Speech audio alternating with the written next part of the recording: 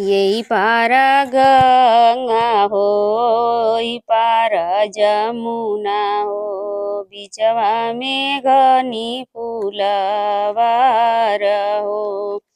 यही पार गंगा हो, ई पार जमुना, बिचवा में घनी फूलवार हो। फूलवा लोढ़न गईली बेटी गौरा बेटी, हाथवा में डेलरिया मुखे पान हो। फूलवा लोढ़न गईली बेटी गौरा बेटी, हाथवा डेलरिया मुखे पान हो। बसहा चढ़ल अइला शिव महादेव, पकड़ला दाहिना बाह हो। बसहा चढ़ल अइले शिव महादेव, पकड़ ले हले दाहिना बाह हो। छोड़ी छोड़ी ए शिवजी हमरी दाहिन बहिया हो, बहिया आयल पशु कुंवर हो। छोड़ी छोड़ी ए शिवजी हमरी दाहिन बहिया हो, बहिया आयल पशु कुंवर हो। बाबा जे देखी है दुखित होई जई है हो, भैया मोरे उठी ऋषि आई हो। बाबा जे देखी है दुखित होई जई है हो, भैया मोरे उठी ऋषि आई हो। फूलवा लोढ़न गईली, फूलवा लोढ़िया गौरा घरवा लवटली हो। मैना रानी पूछेली बात हो, फूलवा लोढ़िया गौरा घर के लवटली हो। मैना रानी पूछेली बात हो।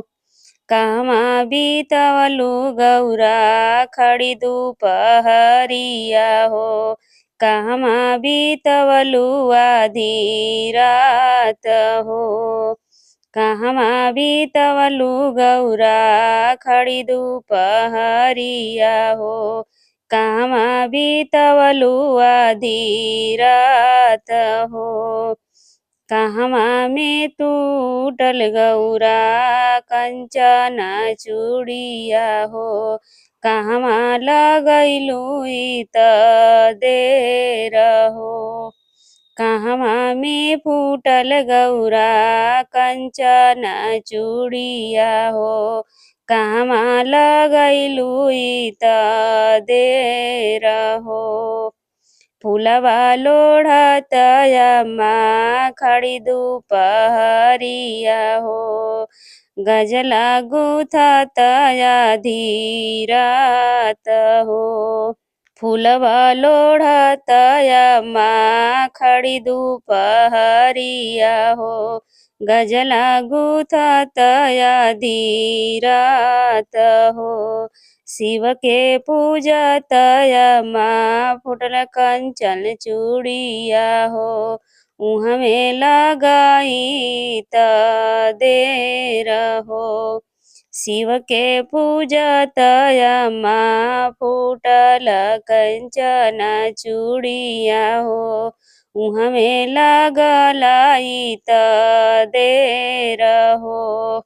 इतना बचन जब सुनली मायरिया हो, खाड़ी गिराई मुरुझाई हो।